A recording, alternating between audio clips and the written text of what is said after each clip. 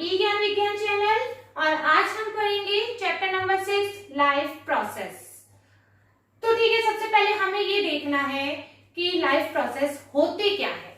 Okay, definition देख लेते हैं सबसे पहले। All the processes which are necessary to maintain life. All the processes which are necessary to maintain life in an organism. क्या कह रहे हैं कि किसी भी ऑर्गेनिज्म में वो सारे प्रोसेस जो लाइफ को मेंटेन करने के लिए जरूरी है, नेसेसरी है, कि भाई all the processes which are necessary to maintain life in an organism. किसी भी ऑर्गेनिज्म में लाइफ को मेंटेन करने के लिए जितने भी प्रोसेसेस जरूरी हैं, all are known as life processes. बहुत तरीके से डेफिनेशन दे सकते हैं, आप अपनी लैंग्वेज में भी बना सकते हो।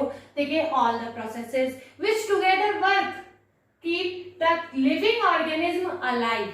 Okay, work to keep living organism alive and perform task to maintain the body. किसी भी ऑर्गेनिज्म को जिंदा रखने के लिए जितने प्रोसेसेस की जरूरत होती है, उन सब प्रोसेसेस को हम क्या कह रहे हैं? Life process. ओके, क्या कह रहे हैं हम? Life process.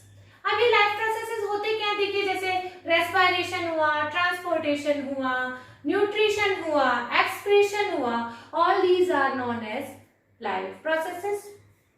तो अब हमें जो स्टडी करने हैं आपकी 10th क्लास में, वो है nutrition, respiration, transportation and excretion. सबसे पहले हम पढ़ेंगे न्यूट्रिशन के बारे में। न्यूट्रिशन के बारे में हम क्या पढ़ेंगे? सबसे पहले न्यूट्रिशन की डेफिनेशन देख लेते हैं। The process of taking nutrient, the process of taking nutrient from the food that we eat. यानी जब हम खाना खाते हैं तो उनसे जो न्यूट्रिएंट्स हम लेते हैं, उस प्रोसेस को हम क्या कह रहे हैं? न्यूट्रिशन।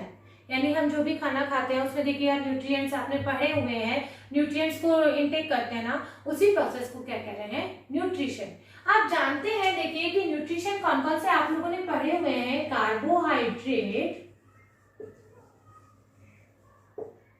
और पढ़े प्रोटीन्स और पढ़े फैट, विटामिन एंड मिनरल्स। ये सब पढ़े हुए ना आपने, ये सब न्यूट्रिएंट्स में पढ़े। अब हमें क्या देखना है? हमें यहाँ पर बात करनी है कार्बोहाइड्रेट, प्रोटीन एंड फैट्स की। ओके, अब क्या होना है? ये न्यूट्रिएंट्स भी 2 टाइप के होते हैं। न्यूट्रिशन 2 तरह का होता है। किस तरीके के होते हैं? देखिए, ऑटोट्रॉफिक एंड हेट्रोट्रॉफिक। क्या होता है? Autotrophic and heterotrophic. ऑटोट्रॉफिक क्या होता है? जो अपना खाना खुद बनाते हैं। और हेट्रोट्रॉफिक क्या होता है? जो अपने खाने के लिए दूसरों पे डिपेंड रहते हैं। आप समझ जाएंगे इनके उससे ही। देखिए, सबसे पहले देख लेते हैं ऑटोट्रॉफिक न्यूट्रिशन में क्या होता है। डेफिनेशन देखते हैं। Organism produces their food from simple inorganic materials. Organism produces their food from the simple or inorganic materials to complex food. यानी जो ऑर्गेनिज्म अपना खाना खुद बनाते हैं, अपना फूड खुद बनाते हैं, उनको हम क्या कह रहे हैं? ऑटोट्रॉफिक न्यूट्रिशन कह रहे हैं। जैसे कि प्लांट्स में आपको पता है कि फोटोसिंथेसिस होता है। और क्या करते हैं प्लांट्स? अभी हम डिटेल में पढ़ेंगे फोटोसिंथेसिस के बारे में। एक बार न्यूट्रिशन का हम देख लेते हैं कि 2 type of the nutrition, autotrophic nutrition and the heterotrophic nutrition. Autotrophic पढ़ लिया आपने कि जो अपना खाना खुद बनाते हैं फ्रॉम इनऑर्गेनिक। इनऑर्गेनिक क्या होता है? Carbon dioxide and H2, carbon, hydrogen, ये सब इनऑर्गेनिक मटेरियल ही तो है ना? तो फिर क्या होता है? फ्रॉम सिंपल इनऑर्गेनिक मटेरियल से वो कॉम्प्लेक्स ऑर्गेनिक फूड बनाते हैं। उस प्रोसेस को, उस न्यूट्रिशन को हम क्या कह रहे हैं? Autotrophic nutrition. हेट्रोट्रॉफिक न्यूट्रिशन में क्या होता है बच्चों? जो अपना खाने के लिए दूसरों पे डिपेंड रहते हैं। यानी organism depend upon other organism for their food. जैसे हम अपने खाने के लिए किस पे डिपेंड रहते हैं? एनिमल्स पे, जैसे एक्वेटिक एनिमल्स वगैरह होते हैं और प्लांट्स पे रहते हैं, है ना? तो इसी तरीके से तो ह्यूमन बीइंग जैसे हम हैं, वो हम क्या होता है? हमारे अंदर हेट्रोट्रॉफिक न्यूट्रिशन हुआ, अमीबा हुआ, है ना? और ऑटोट्रॉफिक न्यूट्रिशन किस में दिखता है? प्लांट्स में दिखता है। ठीक है, तो अब हम जो सबसे पहले हमारा पढ़ेंगे वो यही पढ़ेंगे कि ऑटोट्रॉफिक न्यूट्रिशन की डिटेल्स पढ़ लेते हैं। सबसे पहले हम प्लांट्स में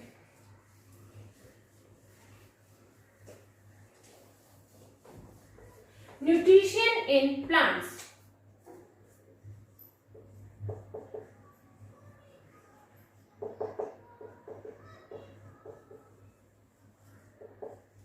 ठीक है, न्यूट्रिशन इन प्लांट्स में यदि आप सबसे पहले ये देखेंगे कि क्या होता है, फोटोसिंथेसिस होता है।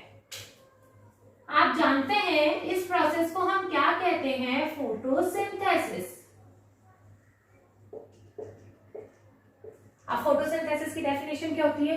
देखिए, फोटोसिंथेसिस की डेफिनेशन में कुछ नहीं होता है। एक बार यदि आप इसकी वो देखेंगे, आप फोटोसिंथेसिस की रिएक्शंस आप जानते हैं। प्लांट क्या यूज करते हैं? CO2 यूज करते हैं, H2O यूज करते हैं in the presence of the chlorophyll and sunlight. क्या बनाते हैं? C6H12O6 एंड ऑक्सीजन बनाते हैं ना, ऑक्सीजन। तो देखिए, आप यदि इसी रिएक्शन को आप जानते होंगे, फोटोसिंथेसिस की रिएक्शन है, तो इसी के ऊपर आप इसकी फोटोसिंथेसिस की डेफिनेशन भी बना सकते हैं। क्या डेफिनेशन होगी बच्चों इसकी? कि plant use in the presence of the, अपन ऐसे कर लेते हैं, in the presence of the chlorophyll and the sunlight, plant use simple inorganic material like carbon dioxide and the H2O to form complex organic food. ठीक है, this process is called photosynthesis. In the presence of the chlorophyll and the sunlight, plant forms by the CO2 and the H2O, मतलब carbon dioxide and the water, to form organic substance and oxygen. byproduct के रूप में oxygen निकलता है ना? तो ये organic food material बन गया है और इस प्रोसेस को हम क्या कहते हैं?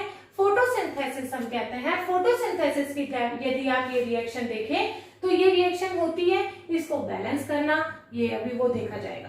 ठीक है, अब यदि हम ये देखें कि ये फोटोसिंथेसिस का प्रोसेस 3 स्टेप्स में होता है। यदि ये प्रोसेस देखा जाए तो ये एक ऐसे सिंपल एक रिएक्शन यदि इनका 3 स्टेप्स में होता है, जिसमें फर्स्ट स्टेप होता है इसका absorption of the light energy from by the chlorophyll. क्या होगा फर्स्ट स्टेप इसका? Absorption of light energy by chlorophyll. ठीक है, सबसे पहले क्या करेगा, प्लांट्स में क्लोरोफिल जो होता है वो सनलाइट को एब्जॉर्ब करेगा। ठीक है, क्या होगा कि प्लांट्स में जो क्लोरोफिल होता है वो सनलाइट को एब्जॉर्ब करेगा। सेकंड होता है conversion of this light energy to the chemical energy. क्या होगा, ये लाइट एनर्जी केमिकल एनर्जी में चेंज हो जाएगी एंड उस केमिकल एनर्जी से चेंज होने पर क्या होगा, breakdown of the water molecule into hydrogen and oxygen। क्या हो जाएगा उससे कि जो वाटर मॉलिक्यूल है, हाइड्रोलिसिस, इसको क्या कहते हैं? हाइड्रोलिसिस। लिसिस मतलब टूटना। तो वाटर मॉलिक्यूल का हाइड्रोजन एंड ऑक्सीजन में स्प्लिटिंग हो जाती है, टूट जाता है। तो देखिए, ये ऑक्सीजन तो निकल गई यहाँ पर एज अ बाय प्रोडक्ट, ये ऑक्सीजन तो निकल गई। ओके, अब थर्ड स्टेप में क्या होता है, ये CO2 है, ठीक है, reduction of the carbon dioxide to organic. ठीक है ना, क्या होता है ये? टू द कार्बोहाइड्रेट में हो गया है, reduction of the carbon dioxide to the carbohydrate. Okay, तो देखिए, आप जानते हैं रिडक्शन क्या होता है। रिडक्शन में क्या होता है, oxygen, removal of the oxygen, ये आपने फर्स्ट चैप्टर में पढ़ा है। रिडक्शन में क्या होता है, रिमूवल ऑफ द ऑक्सीजन या addition of the hydrogen. Addition of the hydrogen और removal of the oxygen is known as the reduction. ठीक है, तो इसमें क्या हो रहा है, देखिए, ये CO2 है, यहाँ पर एडिशन ऑक्सीजन हो गया है हाइड्रोजन का, तो ये हो गया है रिडक्शन। तो देखा आपने फोटोसिंथेसिस का प्रोसेस 3 स्टेप में हो रहा है सारे प्लांट्स में। कि फर्स्ट स्टेप क्या हो रहा है, सबसे पहले क्लोरोफिल सनलाइट को एब्सॉर्ब करेगा। सेकंड में क्या होगा, फिर वो लाइट एनर्जी केमिकल एनर्जी में कन्वर्ट होगी और वाटर मॉलिक्यूल को स्प्लिट कर देगी हाइड्रोजन एंड ऑक्सीजन में। ये ऑक्सीजन जो हमें मिलती है एज अ बाय प्रोडक्ट, वो ऑक्सीजन हमें मिल गई है। अब थर्ड स्टेप में ये जो कार्बन डाइऑक्साइड है इसका रिडक्शन हो जाता है, और क्या होगा रिडक्शन के बाद, ये देखिए इसमें हाइड्रोजन जुड़ गया है और ये कार्बोहाइड्रेट यानी हमारा जो फूड मतलब प्लांट्स का जो फूड था वो बन गया है। अच्छा, एक और बात कही जा रही है इसमें कि देखिए ये जरूरी नहीं है कि ये फोटोसिंथेसिस इन्हीं 3 स्टेप्स के ऊपर हो। जरूरी नहीं है कि ये स्टेप 1 ही सबसे पहले हो, स्टेप 2 हो, स्टेप 3 हो, ऐसा नहीं है। डेजर्ट में जो प्लांट्स होते हैं उनमें ऐसा नहीं होता है। उनमें कार्बन डाइऑक्साइड पहले बन जाती है, मतलब है ना, और उनमें ये मतलब ऐसा स्टेप फॉर्मेशन नहीं होता है कि इसी स्टेप में ये सब बने, अलग होता है। ठीक है। अच्छा, ये सारी जो रिएक्शंस हैं वो कहां पर हो रही हैं, क्लोरोप्लास्ट में हो रही है। यदि हम किसी भी लीफ का डायसेक्शन करें और उसको माइक्रोस्कोप के स्टडी करें तो लीफ में जो होता है ऐसे डॉट डॉट ग्रीन कलर के पार्ट्स दिखाई देते हैं। ठीक है, वो क्या होते हैं, वो क्लोरोप्लास्ट होते हैं। और उन क्लोरोप्लास्ट में क्या प्रेजेंट होता है, क्लोरोफिल प्रेजेंट होता है। इसी क्लोरोफिल ने तो फोटोसिंथेसिस का इसकी प्रेजेंस बहुत जरूरी है। तो वो क्लोरोफिल कहां पर होता है, क्लोरोप्लास्ट में होता है। उसका छोटा सा डायग्राम आपकी बुक में दिया हुआ है, आप एक बार वहां देख लीजिएगा।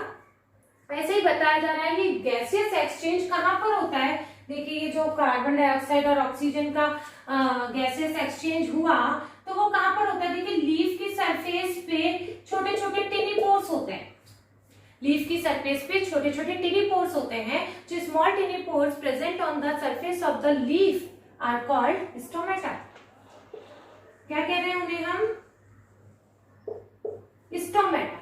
इन स्टोमेटा से ही तो वो हो रहा है ना, स्टोमेटा से ही, जैसे ये हुआ, ठीक है, ये एक स्टोमेटा है, इसमें ये टिनिपोर्स होते हैं। इन्हीं से ही ऑक्सीजन और कार्बन डाइऑक्साइड गैस का एक्सचेंज होता है। ओके, ठीक है। फिर क्या कई बार क्या होता है कि देखिए इन्हीं पोर्स से वाटर का भी लॉस हो सकता है, तो फिर प्लांट में कमी आ जाएगी वाटर की। तो जब इनको कार्बन डाइऑक्साइड की नीड नहीं होती है, यानी प्लांट्स में खाना पूरा बन जाता है, तो ये पोर्स बंद हो जाते हैं। ये पोर्स बंद हो जाएंगे जिससे इनका गैसियस एक्सचेंज, जो ये O2 दे रहे हैं, CO2 ले रहे हैं, CO2 लेते हैं, ऑक्सीजन देते हैं, है ना। अब मान लीजिए इनके में मतलब कार्बोहाइड्रेट पूरा बना हुआ है, तो इनको कार्बन डाइऑक्साइड की नीड नहीं है। तो ये कार्बन डाइऑक्साइड की नीड नहीं है तो ये इनमें गार्ड सेल्स होती है, वो इन पोर्स को बंद कर देती है ना। ये इन पोर्स को बंद कर देगी, तो जिससे क्या होगा, इनमें से देखिए वाटर भी मॉलिक्यूल्स में निकल जाते हैं। तो वो जो बंद हो जाएंगे ना तो ये वाटर मॉलिक्यूल्स निकलना बंद हो जाएगा और प्लांट में मतलब वाटर लॉस नहीं होगा। ओके, तो ये तो हमने पढ़ा बच्चों प्लांट्स में ऑटोट्रॉफिक वो पढ़ा। ऑटोट्रॉफिक में हमने पढ़ा कि फोटोसिंथेसिस कैसे होता है। पहले जो प्लांट्स अपना खाना खुद बनाते हैं उनमें ऑटोट्रॉफिक न्यूट्रिशन होता है। फोटोसिंथेसिस हुआ, फोटोसिंथेसिस आपने देखा कि in the presence of the chlorophyll and the sunlight plant use CO2 and the water molecule to form C6H12O6 carbohydrate. Okay, photosynthesis के 3 स्टेप्स आपने देखे। फर्स्ट स्टेप क्लोरोफिल का एब्जॉर्प्शन, क्लोरोफिल एब्जॉर्ब करता है सनलाइट को। सेकंड में water molecule टूट जाता है और थर्ड वो CO2 का रिडक्शन हो जाता है। ठीक है, फिर आपने देखा क्लोरोप्लास्ट की जो क्लोरोफिल होता है वो क्लोरोप्लास्ट में होता है और ये गैसियस एक्सचेंज का होता है, स्टोमेटा से होता है। अब हम पढ़ेंगे हेट्रोट्रॉफिक न्यूट्रिशन। देखो बच्चों, हेट्रोट्रॉफिक न्यूट्रिशन 3 टाइप का होता है।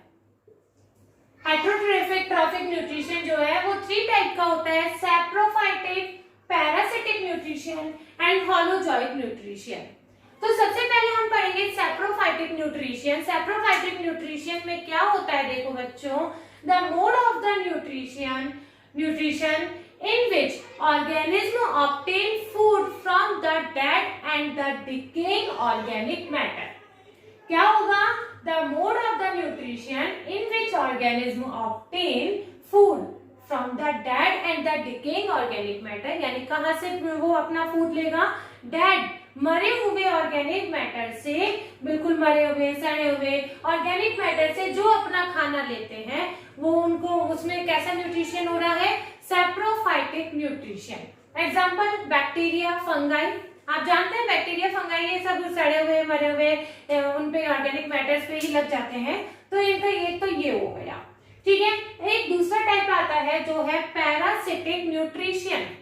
पैरासिटिक न्यूट्रिशन में क्या होता है? देखिए, the mode of nutrition in which organism obtain food from the another organism without killing them। क्या कह रहे हैं? ये भी लेते तो दूसरों से ही हैं, दूसरे ही ऑर्गेनिज्म से अपना फूड लेते हैं, पर उनको कोई नुकसान नहीं पहुंचाते हैं, कोई उनको मारते नहीं है। ठीक है, तो उनको जैसे मच्छर अपना ब्लड लेते हैं, है ना, ब्लड ले लेते हैं, ठीक है, उनका फूड हो जाता है, पर वो हमें ऐसा मतलब ठीक है हम बीमार पड़ जाते हैं पर हमें बिना मारे तो लेते हैं, ऐसे सर में जू पड़ जाती है वो भी हमें बिना मारे अपना फूड ले लेती है, तो वो कैसा हुआ? Parasitic nutrition. Third type of the nutrition of the is the holozoic nutrition. Holozoic nutrition में क्या होता है? The mode of nutrition that involves ingestion, digestion, absorption, assimilation, ये सब प्रोसेस उसमें इन्वॉल्व होते हैं। जैसे क्या हो रहा है? देखिए, इंजेशन मतलब हम अपना खाना लेते हैं, है ना, फिर डाइजेस्ट होता है वो, फिर उसको एब्जॉर्ब होता है और फिर जो वेस्ट होता है वो हम बाहर निकाल देते हैं, बाहर थ्रो कर देते हैं। तो उस न्यूट्रिशन को हम क्या कह रहे हैं? Holozoic nutrition. होलोजोइक न्यूट्रिशन के एग्जांपल देखिए। अच्छा, पैरासिटिक का मॉस्किटो देखा था, टेपवर्म देखा था। होलोजोइक न्यूट्रिशन के एग्जांपल है एनिमल्स, ह्यूमंस, अमीबा, है ना।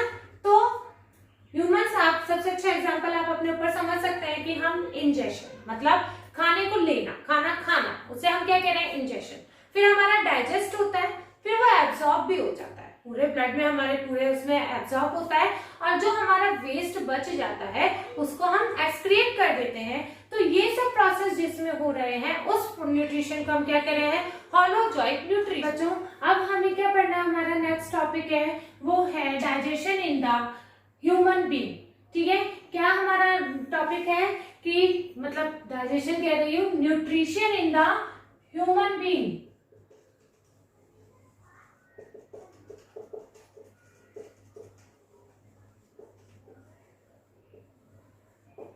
देखिए, ये डायग्राम है, ये डायग्राम है अपनी एलिमेंट्री कैनाल का।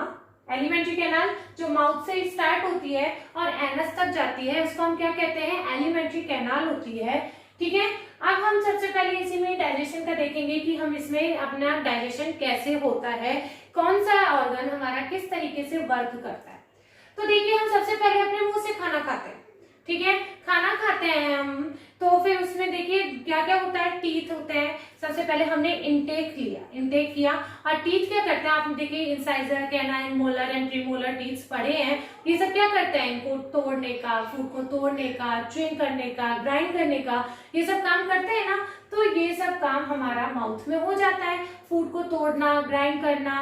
ओके, और टंग क्या करती है हमारी? फिर टंग हमारी उसको रोल रोल घुमाती है, हमारे खाने में रोल रोल घुमाती है और हमारे ही माउथ में सलाइवरी ग्लैंड्स होती है। क्या होती है? सलाइवरी ग्लैंड्स होती है। सलाइवरी ग्लैंड्स जो हमारे माउथ में प्रेजेंट होती है वो क्या सीक्रेट करती है? सलाइवा। क्या करती है? सीक्रेट सलाइवा करती है, जिनमें एक एंजाइम होता है उसको हम कहते हैं सलाइवा एमाइलेज। क्या कहते हैं हम उसको? सलाइवा एमाइलेज कहते हैं। ठीक है, सलाइवरी एमाइलेज। ठीक है, तो हमारे माउथ में क्या हुआ बच्चों कि देखो, खाना खाया, टीथ ने उसको ग्राइंड कर दिया, तोड़ दिया और टंग ने हमारे गोल गोल घुमाया और है ना, हमारे माउथ में ही सलाइवरी ग्लैंड्स होती हैं जो सलाइवा सीक्रेट करती हैं और उस सलाइवा में कौन सा एंजाइम होता है?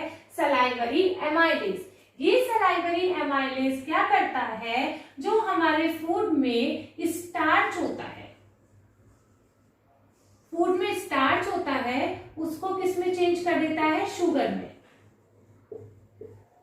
किस में चेंज कर रहा है, शुगर में। क्या चेंज कर रहा है, सलाइवरी ग्लैंड्स में जो सलाइवरी एमाइलेज प्रेजेंट होता है, एंजाइम्स, एंजाइम्स को देखिए बायो कैटलिस्ट भी कहा जाता है, जो हमारे मतलब इन रिएक्शंस को फास्ट कर देता है ना।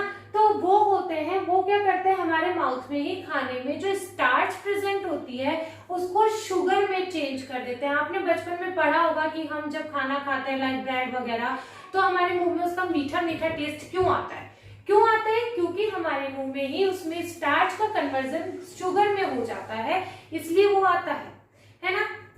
अब क्या होगा, देखिए ये शुगर में चेंज हो गया हमारा खाना, और ये अब कहां से आया, अब ये हमारे ऑसोफेगस, इसे कहते हैं ऑसोफेगस, और जिसे हम कहते हैं food pipe, also food pipe के नाम से भी हम जानते हैं इसको। ये खाना अब हमारे माउथ से, इसका कोई ऐसा फंक्शन नहीं है, इस माउथ से ये हमारे ये जो माउथ और स्टमक जुड़े हो गए हैं, वो किससे जुड़े हुए हैं, ऑसोफेगस और फूड पाइप से जुड़े हुए होते हैं।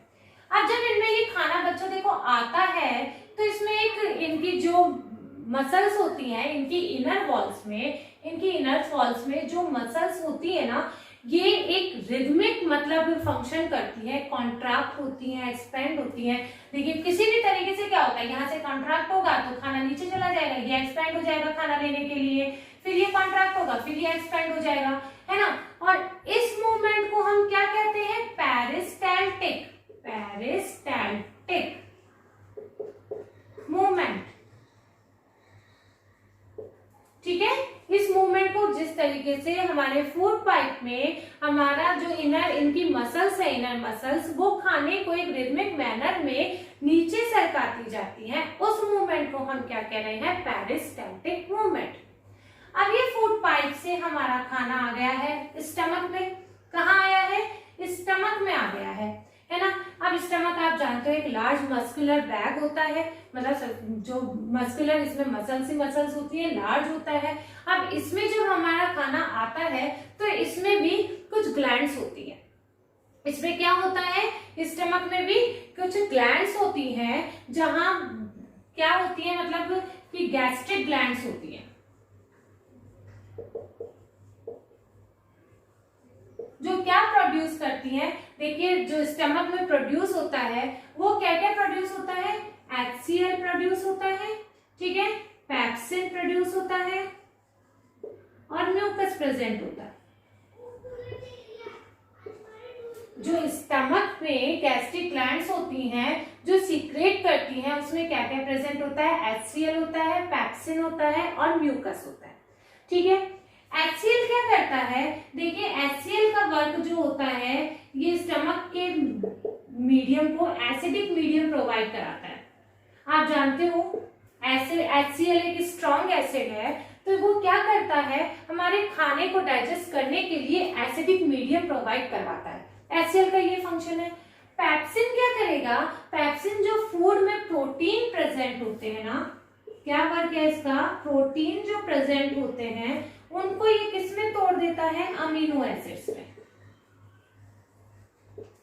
किसमें तोड़ते हैं, पैप्सिन जो प्रोटीन्स होते हैं उनको अमीनो एसिड में तोड़ देते हैं।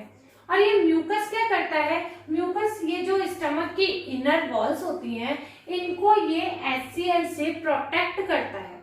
आप जानते हैं HCl कितना स्ट्रॉन्ग एसिड होता है, यदि ये मतलब यदि वैसे जल जाते हैं हम, है ना, तो क्या होता है कि यदि ये म्यूकस नहीं होगा तो स्टमक की इनर वॉल्स, हम कहते हैं ना एसिडिटी होने लग गई है, तो वही होता है, ये म्यूकस उस HCl से हमें स्टमक की इनर वॉल्स को प्रोटेक्ट करता है।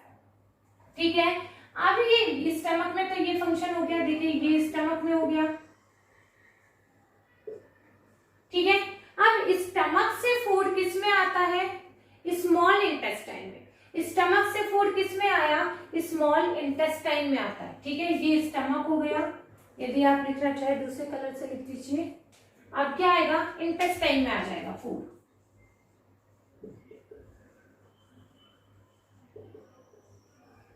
ठीक है, स्मॉल स्मॉल इंटेस्टाइन में अब हमारा स्टमक से खाना आ गया। Small intestine is the largest part of the alimentary canal. क्या हुआ, स्मॉल इंटेस्टाइन लार्जेस्ट पार्ट है बच्चों, पर ये कॉइल्ड होती है, इसलिए मतलब इतना दिखाई नहीं दे रहा है कि लार्ज वाली लार्ज दिखाई देती है, पर ये कॉइल्ड होती है। तो स्मॉल इंटेस्टाइन ही हमारे एलिमेंट्री कैनाल का लार्जेस्ट पार्ट होती है और इसे हम क्या कहते हैं, digestive site. Site of the digestion हम किसे कह रहे हैं, स्मॉल इंटेस्टाइन को, क्योंकि सारा डाइजेशन अब जो कंप्लीट होगा वो स्मॉल इंटेस्टाइन में ही होगा।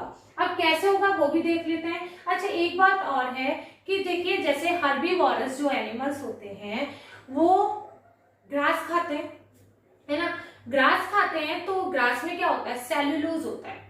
उस सेल्यूलोज को डाइजेस्ट करने में ज्यादा मेहनत की जरूरत होती है, तो सेल्यूलोज को डाइजेस्ट करने के लिए हर्बीवोरस एनिमल्स में स्मॉल इंटेस्टाइन जो होती है वो लॉन्ग होती है, वो और बड़ी होती है स्मॉल इंटेस्टाइन। जबकि कार्निवोरस जैसे लाइक टाइगर, उसमें ना मतलब वो सिंपल मीट खाते हैं जो इजी होता है, डाइजेस्ट करने में इजी होता है, इसलिए उनकी स्मॉल इंटेस्टाइन छोटी होती है। समझ में आया बच्चों, हर्बीवोरस एनिमल्स में स्मॉल इंटेस्टाइन की लेंथ बड़ी होती है, जबकि कार्निवोरस में स्मॉल इंटेस्टाइन की लेंथ छोटी होती है। अब देखिए, अब आगे हम डाइजेशन देखते हैं। यहाँ तक हमारा हो गया, ये प्रोटीन अमीनो एसिड में टूट गया, स्टार्च शुगर में टूट गया। अब स्टमक में क्या होता है, देखिए सबसे पहले क्या होता है, लिवर से आता है। लिवर क्या क्या सीक्रेट करेगा, bile juice and bile salt करता है ना। क्या क्या बनाएगा इसके, बाइल जूस बनाता है भाई। अब वो एसिडिक मीडियम हो गया है ना। अब एसिडिक मीडियम हो गया है तो एसिडिक खाने को एसिडिक मीडियम है, तो पर जो वो पैनक्रियास का फंक्शन होता है ना, पैनक्रियास तभी फंक्शन करेगा जब हमारा खाने का मीडियम अल्केलाइन होगा। तो ये बाइल जूस क्या करता है बच्चों, बाइल जूस खाने के मीडियम को अल्केलाइन बना देता है। क्या बना देता है, it makes the food alkaline. Okay, फिर बाइल सॉल्ट क्या करते हैं, जो बड़े बड़े फैट ग्लोब्यूल्स होते हैं ना, बाइल सॉल्ट क्या करते हैं, बड़े बड़े जो फैट ग्लोब्यूल्स होते हैं उनको तोड़ देते हैं, उनको ब्रेक कर देते हैं, और उस प्रोसेस को हम कहते हैं emulsification. Breakdown of the fat globules, big fat globules, large fat globules is known as the emulsification। ठीक है, तो लिवर से तो क्या आया हमारे पास, bile juice and bile salt आ गया। बाइल जूस ने क्या कर दिया, खाने का अल्केलाइन मीडियम कर दिया, और बाइल सॉल्ट ने फैट ग्लोब्यूल्स को तोड़ दिया। अब क्या होता है, ये जो देखिए ये गॉल ब्लेडर है, ठीक है, gall bladder bile juice and bile salt को स्टोर करता है। ठीक है, अब आएगा पैनक्रियास। ये देखिए, ये छोटा सा जो ये हो रहा है, छोटा सा ये पार्ट है, ये होता है पैनक्रियास। और पैनक्रियास क्या करता है, देखिए पैनक्रियास क्या करेगा,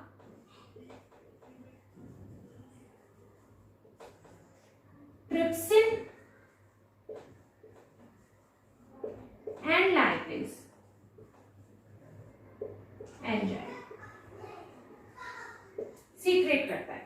क्या करता है, पैनक्रियास जो होता है वो trypsin and lipase enzyme secret करता है।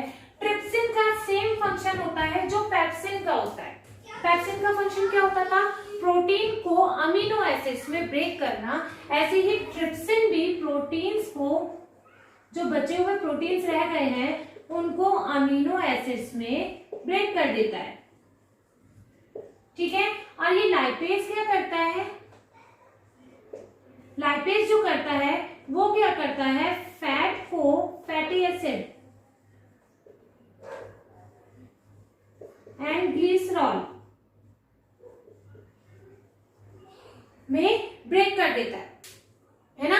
क्या हुआ, पैनक्रियास से देखिए स्टमक्स में अभी स्मॉल इंटेस्टाइन में आ गया था, स्मॉल इंटेस्टाइन से देखिए लिवर से तो आ गया हमारे पास bile juice and bile salt आ गया। जो एल्केलाइन और एमल्सिफिकेशन का प्रोसेस हो गया, फैट ग्लोब्यूल्स को तोड़ दिया, और पैंक्रियाज से क्या आ गया हमारे पास, ट्रिप्सिन एंड लाइपेज। ट्रिप्सिन ने क्या किया है, प्रोटीन्स को अमीनो एसिड में तोड़ दिया है, और लाइपेज एंजाइम ने क्या किया है, फैट को फैटी एसिड्स एंड ग्लिसरॉल में तोड़ दिया है।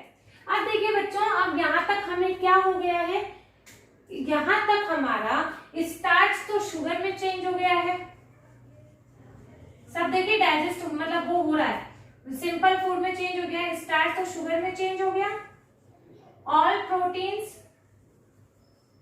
अमीनो एसिड्स में चेंज हो गए, और फैट किस में चेंज हो गया, फैटी एसिड्स प्लस ग्लिसरॉल में। ये पूरा फूड यहां तक हो गया। अब ये देखिए बच्चों क्या होता है कि स्मॉल इंटेस्टाइन की में ही जो इनर वॉल्स पे होते हैं एक फिंगर लाइक स्ट्रक्चर होती है। स्मॉल इंटेस्टाइन की इनर वॉल्स पे फिंगर लाइक स्ट्रक्चर होती है जो इस फूड को एब्जॉर्ब करेगी।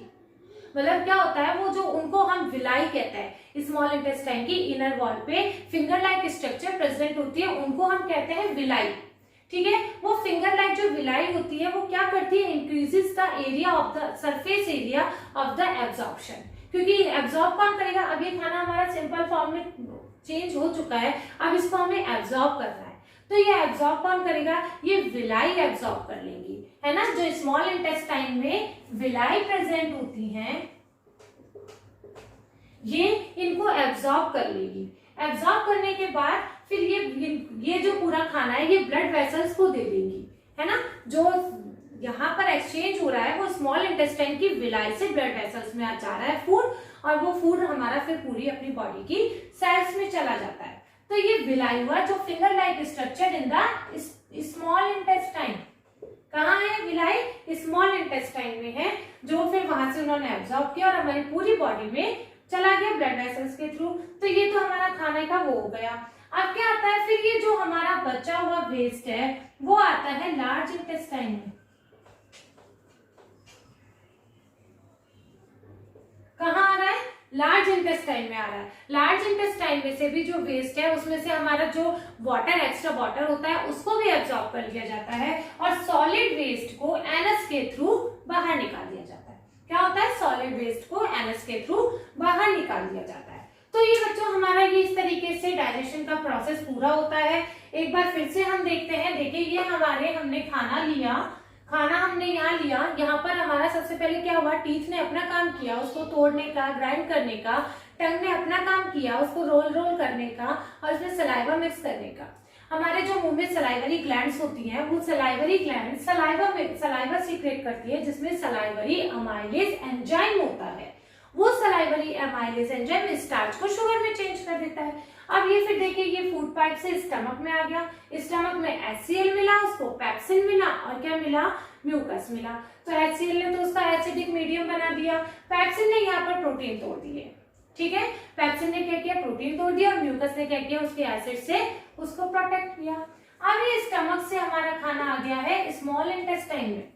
ठीक है, कहां पर आ गया, स्मॉल इंटेस्टाइन में आया है। स्मॉल इंटेस्टाइन में लिवर से आ रहा है, bile juice and bile salt आ रहे हैं। बाइल जूस ने क्या किया, वापस से अल्केलाइन कर दिया, मतलब वापस से नहीं सॉरी अल्केलाइन बना दिया उसको, ताकि पैनक्रियाज अपना वर्क कर सके।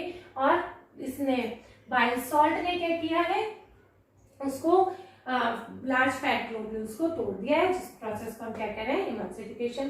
पैनक्रियाज ने लाइपेज और ट्रिप्सिन एंजाइम वो किए। ट्रिप्सिन क्या कर रहा है, प्रोटीन्स को अमीनो एसिड्स में तोड़ रहा है, और लाइपेज को फैटी एसिड और ग्लिसरॉल में लाइपेज चेंज कर रहा है। इस तरीके से ये सारा ये चेंज हो गया, और इनको विलाई ने एब्सॉर्ब कर लिया, और ब्लड वेसल से वो हमारी पूरी बॉडी में आ गया, और जो बचा हुआ वेस्ट है वो एनएस के थ्रू लार्जेस्ट इंटेस्टाइन में आ जाता है, और एनएस के थ्रू बाहर निकल जाता है। तो ठीक है बच्चों, ये हमारा हो गया है न्यूट्रिशन कंप्लीट। तो बच्चों अब हम नेक्स्ट जो लाइफ प्रोसेस हम पढ़ेंगे वो है हमारा रेस्पिरेशन। रेस्पिरेशन आप जानते हो, रेस्पिरेशन में क्या होता है कि हम ऑक्सीजन इनटेक करते हैं और कार्बन डाइऑक्साइड छोड़ते हैं। ये सिर्फ ब्रीदिंग होती है। रेस्पिरेशन का प्रोसेस सिर्फ ये नहीं होता है कि हम ऑक्सीजन इनटेक कर रहे हैं और कार्बन डाइऑक्साइड बाहर छोड़ रहे हैं, नहीं। रेस्पिरेशन में क्या होता है, देखिए आप लोग रिएक्शन जानते हैं, जो हम कार्बोहाइड्रेट और फूड लेते हैं, है ना, वो ऑक्सीजन की प्रेजेंस ही ऑक्सीजन के साथ टूटता है और क्या क्या बना लेता है, CO2 plus H2O plus energy. ये करता है ना, यानी क्या कह रहे हैं, food combined with the oxygen to give the energy, है ना, टू गिव द एनर्जी। उस प्रोसेस को हम क्या कह रहे हैं, रेस्पिरेशन। ठीक है, रेस्पिरेशन की रिएक्शन आप जानते हैं, कार्बोहाइड्रेट को ऑक्सीजन के साथ कंबाइन किया तो क्या आएगा, CO2 plus H2O plus energy. ये रिएक्शन फोटोसिंथेसिस के बिल्कुल अपोजिट है। फोटोसिंथेसिस में आपको पता था कि कार्बन डाइऑक्साइड लेते हैं एंड वाटर मॉलिक्यूल्स लेते हैं और ये बनता है और ऑक्सीजन होता है ना। फोटोसिंथेसिस में वो लिया था, कार्बन डाइऑक्साइड की रिएक्शन ये होती है। अब आप देखेंगे कार्बन डाइऑक्साइड नहीं, रेस्पिरेशन क्या होता है, 2 टाइप्स का होता है, aerobic respiration and anaerobic respiration. Aerobic respiration क्या होता है बच्चों, it is the process of producing energy in the presence of the oxygen. यानी क्या हो रहा है, वो प्रोसेस जिसमें ऑक्सीजन की प्रेजेंस में एनर्जी प्रोड्यूस हो रही है, उसे तो हम कहते हैं एरोबिक। अभी बताएंगे डिटेल में थोड़ा सा। और एक anaerobic, it is the process in the absence of the oxygen, है ना, process of producing energy, it is the process of producing energy in the absence of the oxygen. यानी वो प्रोसेस जो ऑक्सीजन की एब्सेंस में energy produce कर रहा है उसे हम कहेंगे एनारोबिक। ठीक है, तो अब हम देखते हैं, देखिए क्या होता है। सबसे पहले हम जो अपना फूड लेते हैं, फूड पे जो जनरल स्टेप अब हम देखते हैं कि ये जो हमको देखना है, इसमें क्या देखेंगे, हम फूड लेते हैं, हम फूड को जब हम इनटेक करते हैं ऑक्सीजन की प्रेजेंस में, है ना, तो साइटोप्लाज्म में वो होता है और वो साइटोप्लाज्म में ये रिएक्शन होती है और वो 3 कार्बन के मॉलिक्यूल पायरूवेट में टूट जाता है। अब चाहे जो रेस्पिरेशन ऑक्सीजन की प्रेजेंस में हो या नहीं हो, देखो ये वाला स्टेप तो सब में ही होना है। क्या स्टेप होना है, ये साइटोप्लाज्म में होता है और ये ग्लूकोज जो 6 कार्बन का मॉलिक्यूल है, ये 3 कार्बन के मॉलिक्यूल पायरूवेट में चेंज होता है और इसमें कुछ एनर्जी प्रोड्यूस होती है। अब आगे के जो है ये देखिए, सबसे पहले अब ये 3 कार्बन का मॉलिक्यूल है, ठीक है। अब ये किस तरीके से टूटता है ये हमको देखना है, रेस्पिरेशन कैसे कैसे हो रहा है। तो यदि 3 कार्बन का मॉलिक्यूल पायरूवेट, यदि ऑक्सीजन की प्रेजेंस नहीं है, एब्सेंस ऑफ द ऑक्सीजन, यानी एब्सेंस ऑफ द ऑक्सीजन कौन सा हुआ, एनारोबिक। कौन सा हुआ ये प्रोसेस, एनारोबिक रेस्पिरेशन हुआ, यानी इसमें ऑक्सीजन की प्रेजेंस नहीं है, ये एब्सेंस ऑफ द ऑक्सीजन है। तो इसमें क्या बन रहा है, पायरूवेट जो 3 कार्बन का मॉलिक्यूल है, इसमें ये 2 कार्बन मॉलिक्यूल एथेनॉल बन रहा है, प्लस CO2 बन रही है, प्लस एनर्जी बन रही है। देखिए क्या देखा आपने, जो एनारोबिक रेस्पिरेशन हमने देखा उसमें ऑक्सीजन की प्रेजेंस नहीं है, तो पायरूवेट कैसे टूट रहा है, पायरूवेट टूट रहा है एथेनॉल में, प्लस कार्बन डाइऑक्साइड में, प्लस एनर्जी। ये रेस्पिरेशन यानी एनारोबिक रेस्पिरेशन किस में होता है, यीस्ट में होता है। यीस्ट का जब फर्मेंटेशन होता है तो आपको पता है यीस्ट हम किस में यूज करते हैं, केक को बेक करने में, पेस्ट्रीज वगैरह को बनाने में, तो वो फूल जाता है। वो क्यों फूलता है, देखिए उसमें ये रेस्पिरेशन का प्रोसेस होता है और ये CO2 उसमें निकलती है, ठीक है। ये जैसे मान लीजिए केक है तो ये CO2 उसमें निकलेगी, ओके, ये CO2 उसमें निकलेगी तो यहाँ ये पोर्स, ये निकलती है ना, तो ये पोर्स बन जाते हैं और ये फ्लफी हो जाता है केक, ठीक है। इसीलिए यीस्ट एनारोबिक रेस्पिरेशन का एग्जांपल है। सेकंड हम जो देखते हैं ये हमने पढ़ा एनारोबिक रेस्पिरेशन, अब हम पढ़ेंगे aerobic respiration. Okay, aerobic respiration मतलब ऑक्सीजन की प्रेजेंस में हो रहा है, ऑक्सीजन की प्रेजेंस में यानी जो हमारे अंदर होता है वो कहाँ होता है, माइटोकॉन्ड्रिया में होता है। हमारा रेस्पिरेशन प्रोसेस कहाँ पर हो रहा है, माइटोकॉन्ड्रिया में हो रहा है। वहां क्या हो रहा है, ये पायरूवेट का जो हो रहा है मतलब ये प्रोसेस जो ये कार्बन का मॉलिक्यूल टूट रहे हैं वो कहाँ पर हो रहा है, माइटोकॉन्ड्रिया में हो रहा है। 3 कार्बन का ये पायरुवेट का मॉलिक्यूल है, तो यहाँ पर ये पूरा कंप्लीटली ब्रेक हो गया है, ठीक है। वहां पर कंप्लीटली ब्रेक नहीं हो रहा था, यहाँ पर ये पूरी तरह से ब्रेक हो गया है और 3 मॉलिक्यूल्स कार्बन डाइऑक्साइड के यहाँ पर फॉर्म हुए हैं। कितने हुए? यहाँ पर 3 कार्बन का था मॉलिक्यूल, यहाँ पर भी 3 मॉलिक्यूल्स ऑफ कार्बन डाइऑक्साइड बना, वाटर बना और ये एनर्जी बनी। क्या बन रहा है? CO2H2 और एनर्जी बन रही है, ठीक है। ये एनर्जी तुरंत किसको बनाने के फॉर्म में, मतलब किसके लिए काम आ जाती है? एटीपी को बनाती है। ये तुरंत एटीपी बनाती है, जिससे हमारी एनर्जी स्टोर हो जाती है और इस एटीपी को एनर्जी करेंसी भी कहा जाता है। Energy currency of the body is known as the ATP. Okay, तो ये एटीपी निकल रही है। अच्छा, यहाँ पर है ना कितने मॉलिक्यूल्स एटीपी के बनते हैं? 38 मॉलिक्यूल्स एटीपी के बनते हैं और यहाँ ओनली 2 मॉलिक्यूल्स एटीपी के बनते हैं। यानी एनर्जी का अमाउंट एरोबिक रेस्पिरेशन में बहुत ज्यादा है एनाएरोबिक रेस्पिरेशन की कंपैरेटिवली। ओके, देखो यहाँ पर कितना ज्यादा एटीपी बन रहा है और यहाँ पर बहुत कम बन रहा है। यहाँ पर बहुत एनर्जी जो प्रोड्यूस हुई है वो बहुत कम हुई है, यहाँ पर तो बहुत ज्यादा हुई है, ठीक है। ये एटीपी क्या होता है? ये पहले एडीपी की फॉर्म में होता है। एटीपी की फुल फॉर्म क्या होती है? Adenosine triphosphate. क्या होती है? Adenosine triphosphate. ये बनता कैसे है? एडीपी होता है, एडीपी में फिर एक फॉस्फेट जुड़ जाता है और ये एटीपी बन जाता है, ठीक है। एटीपी बन गया। अब जब हमें एनर्जी की नीड होती है तो ये एटीपी से एक फॉस्फेट अलग हो जाता है और एडीपी होता है, तो वो हमें एनर्जी मिलती है। ओके, तो इस तरीके से ये हो गया कि एरोबिक मिल गया हमें जो माइटोकॉन्ड्रिया में हो रहा है और ये एनारोबिक हमने रेस्पिरेशन देख लिया। अच्छा, अब ये तो देखिए, ये तो हुआ कंप्लीटली ऑक्सीजन नहीं है, ये कंप्लीटली अच्छे से ऑक्सीजन प्रेजेंस है। अब होता है कि जब कई बार ऑक्सीजन की कमी हो, लैक ऑफ ऑक्सीजन, उस कंडीशन में क्या होता है? देखो, जैसा कि जब हम बहुत हार्ड वर्क करते हैं, हम बहुत एक्सरसाइज वगैरह करते हैं, तो हमें ऑक्सीजन की उस टाइम नीड ज्यादा होती है, पर हमें ऑक्सीजन इतनी मिल नहीं पाती है, तो हम हाफने लग जाते हैं ना, हमारे मसल्स में पेन होने लगता है। हमें इतनी ऑक्सीजन नहीं मिलती है, तो वो क्या होता है, हमारे मसल्स में पेन होने लग जाता है और मसल्स में क्रैम्प आने लगता है। वो क्यों आने लगता है? क्योंकि पायरुवेट अच्छे से नहीं टू ब्रेक होता है और ये लैक्टिक एसिड बना लेता है। क्या बनाता है? लैक्टिक एसिड बना लेता है और एनर्जी प्रोड्यूस होती है। ये लैक्टिक एसिड के फॉर्मेशन की वजह से ही हमारे मसल्स में पेन होता है, ओके, और क्रैम्प आ जाता है, ठीक है। तो ये तो हो गया हमारा ये रेस्पिरेशन का जनरल जो प्रोसेस होता है। अब हम देखेंगे कि मतलब ह्यूमन बीइंग्स में किस तरीके से हम रेस्पिरेशन का पूरा प्रोसेस होता है, उसमें कौन कौन से अपने ऑर्गन्स का मतलब ये काम आते हैं। तो ये देखिए, ये मैंने डायग्राम बनाया हुआ है रेस्पिरेटरी सिस्टम का, लंग्स का।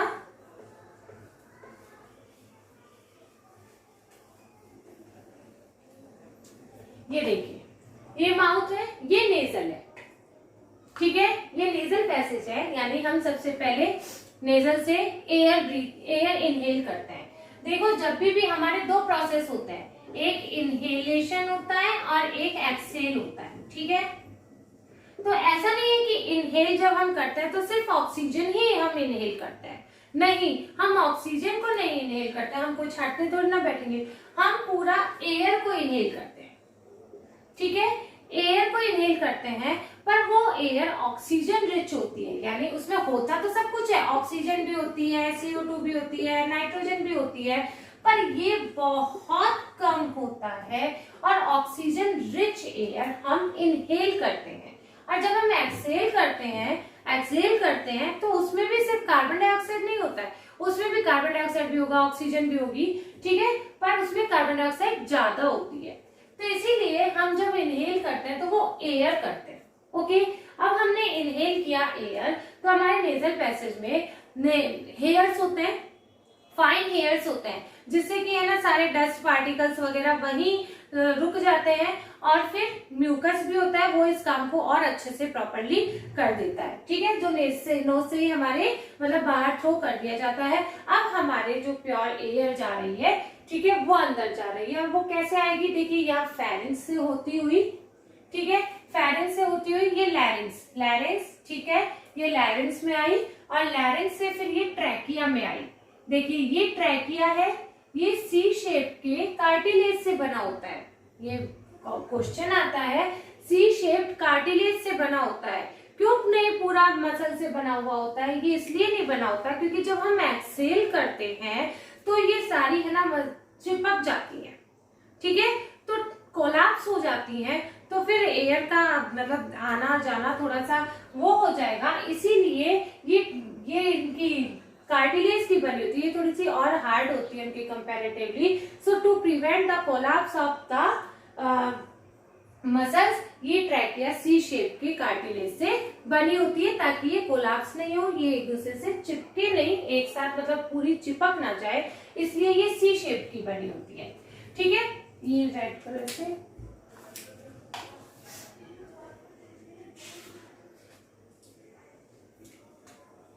ठीक है, यहाँ तक आई। फिर ये जो है ना, ये दो पार्ट हुए, ये देखिए यहाँ पर ये ट्रैकिया दो पार्ट्स में डिवाइड हो गया, इनको हम कह रहे हैं ब्रोंकाई। ठीक है, इनको हम क्या कह रहे हैं, ब्रोंकाई कह रहे हैं। और ये ब्रोंकाई लंग्स के अंदर जाके छोटे छोटे और पार्ट्स में डिवाइड हो जाती है, इनको हम क्या कह रहे हैं, ब्रोंक्यूल्स कहते हैं।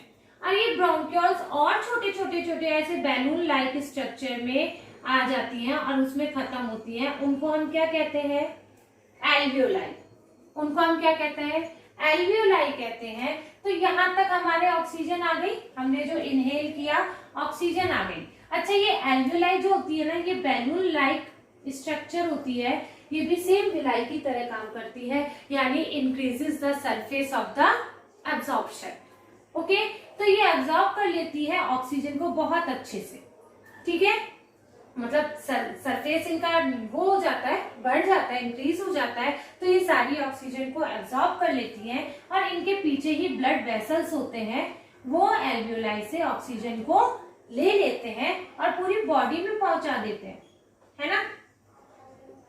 ठीक है, तो आपने देखा सबसे पहले हम नेजल पैसेज में हुआ, नेजल पैसेज में हेयर्स ने और म्यूकस ने गंदगी को सारा रोक लिया, है ना। और फिर अब ऑक्सीजन आ रही है, हमारे ऑक्सीजन ये फेरेंक्स, लैरिंक्स और ट्रैकिया से होती हुई अब लंग्स में आ गई है। फिर ये लंग्स में एल्वियोलाई में आई है।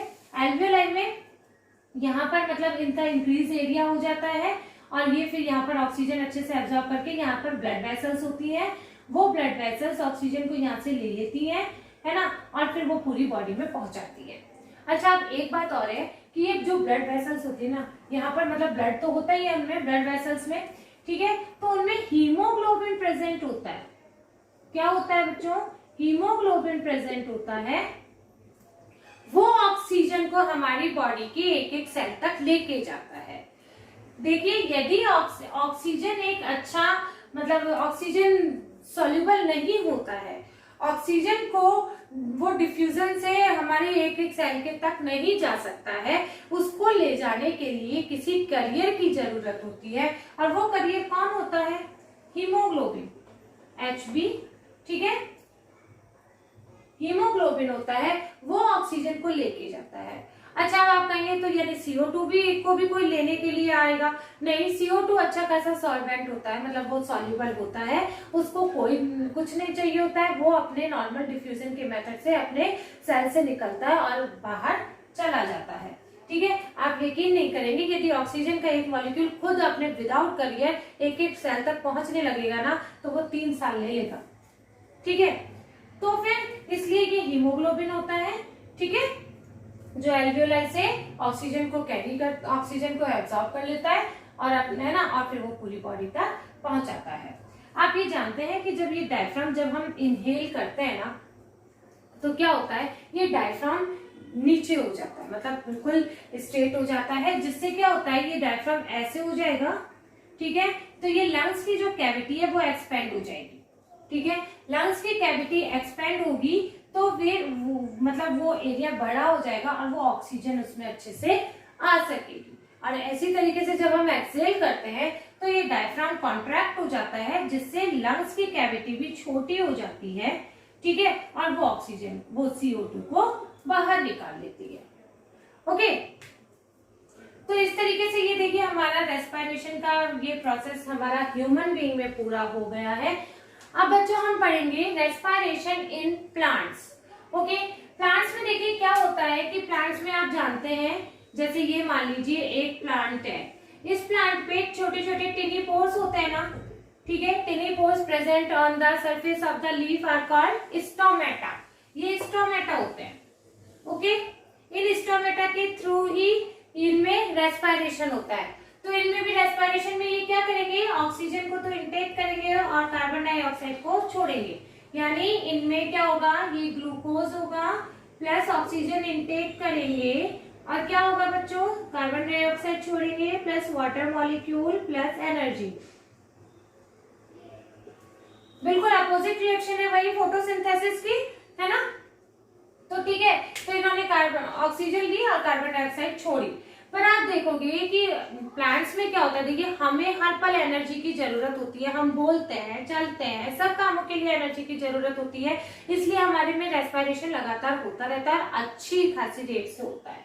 पर प्लांट्स में वो रेट रेस्पिरेशन बहुत ही कम रेट पे होता है, क्योंकि इनको इतनी एनर्जी की जरूरत नहीं होती है, कोई काम थोड़ी ना करते हैं, इसलिए पर इनमें रेस्पिरेशन होता है, दिन रात होता रहता है। अब क्या होता है, देखिए बच्चों, ये कहा जाता है कि रात में पेड़ों के नीचे नहीं सोना चाहिए। वो क्यों नहीं सोना चाहिए, देखिए दिन में तो इन्होंने क्या किया है, ये ऑक्सीजन इनटेक किया और कार्बन डाइऑक्साइड को छोड़ा। अब ये कार्बन डाइऑक्साइड को जो इन्होंने छोड़ा वो दिन में फोटोसिंथेसिस होता है, आपको पता है, इन the presence of the sunlight, है ना, दे प्रोड्यूसेस देयर फूड, है ना, बाय यूजिंग CO2। तो दिन में तो इनका फोटोसिंथेसिस का प्रोसेस हो जाता है और ये वापस से इनका बन जाता है। ये सनलाइट होती है और ये क्लोरोफिल की प्रेजेंस होती है, ये हमने अभी पढ़ा भी था, ठीक है।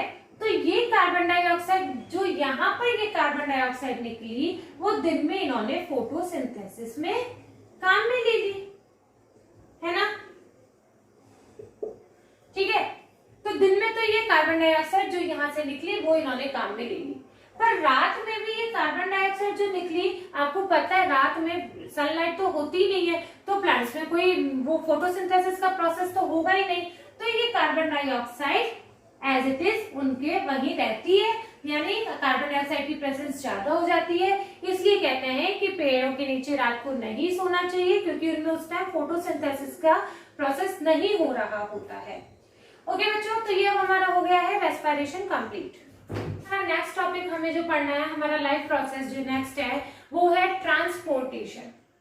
देखो बच्चों, अब हमने देखा कि हमारे अंदर ऑक्सीजन हुआ, ऑक्सीजन आई, कार्बन डाइऑक्साइड गई और फूड न्यूट्रिएंट्स हमने जो गेन किया, इन सबको, ऐसा थोड़ी ना कि लंग्स में सिर्फ ऑक्सीजन और कार्बन डाइऑक्साइड सिर्फ लंग्स तक ही रखनी है हमें, हमारी बॉडी को काम करने के लिए हर टाइम हर एक एक सेल को जरूरत होती है ऑक्सीजन की, है ना। तो हमारी बॉडी की एक एक सेल तक ऑक्सीजन कैसे पहुंचेगी, वहां से जो कार्बन डाइऑक्साइड रिलीज होगी वो वापस हमारी बॉडी में लंग्स तक कैसे आएगी, इन सबको कैरी करने के लिए भी तो कोई सिस्टम होगा ना, इन सबको सर्कुलेट करने के लिए कोई सिस्टम होगा ऐसा बॉडी में जो इन सब तक ऑक्सीजन पहुंचाएगा, वेस्ट को कलेक्ट करेगा, पूरे न्यूट्रिएंट्स को हमारी बॉडी के एक एक सेल तक पहुंचाएगा।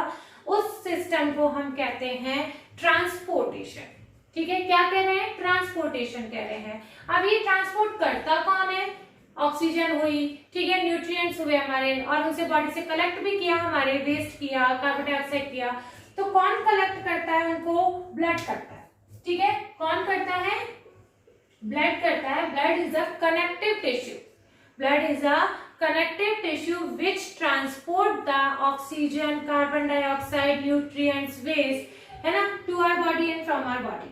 ओके, तो ब्लड करता है। अच्छा, ब्लड के जो ये होते हैं कंपोनेंट होते हैं, ठीक है, ब्लड के कौन कौन से कंपोनेंट होते हैं, देखिए 4 कंपोनेंट होते हैं ब्लड के। फर्स्ट कंपोनेंट होता है प्लाज्मा। फर्स्ट कंपोनेंट क्या होता है, प्लाज्मा होता है। प्लाज्मा एक येलो कलर का फ्लूइड होता है। क्या होता है, प्लाज्मा एक येलो कलर का फ्लूइड होता है जो ट्रांसपोर्ट करता है कार्बन डाइऑक्साइड को, फूड को, न्यूट्रिएंट्स को, ठीक है, डिसॉल्व फॉर्म में प्लाज्मा ही ट्रांसपोर्ट करता है। तो ब्लड का सबसे मेन पार्ट क्या हो रहा है, प्लाज्मा, मतलब मेन पार्ट नहीं है, ब्लड के ऑल पार्ट्स आर इम्पोर्टेंट, है ना। तो प्लाज्मा एक येलो कलर का फ्लूइड है जो ट्रांसपोर्ट कर रहा है ऑक्सीजन हुआ, फूड हुआ, न्यूट्रिएंट्स हुआ, है ना। सेकेंड पार्ट है जो इसका, वो है RBC. RBC mean red blood cells, ठीक है। आरबीसी रेड ब्लड सेल्स होता है। देखिए यहाँ से ये सारी ऑक्सीजन को नहीं कैरी करता है, ये कार्बन डाइऑक्साइड प्लाज्मा करता है जो ट्रांसपोर्ट करता है कार्बन डाइऑक्साइड को, फूड को, ओके। अब ये क्या करेगा, आरबीसी में क्या होता है, देखिए आरबीसी कंटेन करता है हीमोग्लोबिन। क्या करता है, हीमोग्लोबिन, जिसको मैं एचबी से शो कर रही हूँ, ठीक है। आरबीसी में क्या होता है, हीमोग्लोबिन होता है। हमारे शरीर में, बॉडी में जो ऑक्सीजन होती है, देखिए कार्बन डाइऑक्साइड तो अपनी डिफ्यूजन से डिसॉल्व होके आ जाती है, पर ऑक्सीजन इतनी डिसॉल्व नहीं होती है, इसलिए उसको कैरी करने के लिए कैरियर की जरूरत होती है। वो कौन करता है, हीमोग्लोबिन, यानी ऑक्सीजन का ट्रांसपोर्ट कौन कर रहा है, हीमोग्लोबिन कर रहा है। थर्ड जो होते हैं वो होते हैं प्लेटलेट्स। थर्ड क्या होते हैं, प्लेटलेट्स होते हैं। प्लेटलेट्स क्या करते हैं बच्चों, देखिए क्या होता है, जब हमारी बॉडी में कहीं पर भी कोई इंजरी आ जाती है तो ब्लड निकलने लगता है ना। यदि मान लीजिए कोई इंजरी आ गई, बहुत जोर से ब्लड निकल गया, तो हमारा कितना ब्लड लॉस हो जाएगा। तो ऐसा हमारी बॉडी में बहुत चीजें ऐसी होती है, तो क्या होता है कि वो प्लेटलेट्स का क्या वर्क होता है, उस इंजरी के जो आसपास होता है वो ब्लड क्लॉट कर देती है, जिससे हमारी बॉडी से ब्लड निकलना बंद हो जाता है। तो ये क्या करती है, ब्लड क्लॉटिंग करती है। प्लेटलेट्स क्या करती हैं, ब्लड क्लॉटिंग, हमारे लग जाने पर ब्लड क्लॉटिंग करती है। और फोर्थ क्या होते हैं, डब्ल्यूबीसी। फोर्थ क्या होता है, डब्ल्यूबीसी, यानी white blood cells. White blood cells ये क्या करती है हमारी बॉडी में, जब भी हम बीमार पड़ जाते हैं, यानी ये फाइट करने का काम करती है, हमारा डिफेंस सिस्टम होती है, ये एंटीबॉडी प्रोड्यूस करती है, ठीक है। ये एंटीबॉडीज बना रही है, तो वो कौन काम कर रहा है, डब्ल्यूबीसी कर रहा है। तो इस तरीके से ब्लड के 4 कंपोनेंट हो गए, plasma, RBC, platelets and WBC, okay. अब हमें जो पढ़ना है हार्ट का, जो मेन देखिए पंप कौन कर रहा है, सारा ब्लड हार्ट कर रहा है, तो हमें अब जो मेन स्ट्रक्चर देखनी है वो हार्ट की देखनी है, ठीक है। ये हार्ट में देखिए, ये हार्ट का ये डायग्राम है, ब्लू कलर है वो है डीऑक्सीजनेटेड एंड रेड कलर से जो शो हो रहा है वो है ऑक्सीजनेटेड ब्लड। तो सबसे पहले देखिए क्या होता है, एक हार्ट है हमारा। हार्ट सबसे पहले मैं बता दूं, ये हार्ट ऐसे नहीं होगा कि आप इसको लेफ्ट पार्ट कह देंगे और राइट को राइट पार्ट कह देंगे, नो। हम ऐसे करें, हम ऐसे हार्ट को ऐसे अज्यूम करके माना जा रहा है कि ये हमारा राइट पार्ट है, तो इधर की साइड का राइट पार्ट और इधर की साइड का लेफ्ट साइड, ओके। तो ये किसी भी अपने हार्ट में 4 चैम्बर्स होते हैं, ओके। 4 चैम्बर्स कौन कौन से होते हैं, देखिए ऊपर के होते हैं राइट वेट्रियम और नीचे का होता है राइट वेंट्रिकल। राइट वेट्रियम नहीं होता है, सॉरी, ये एट्रियम होता है,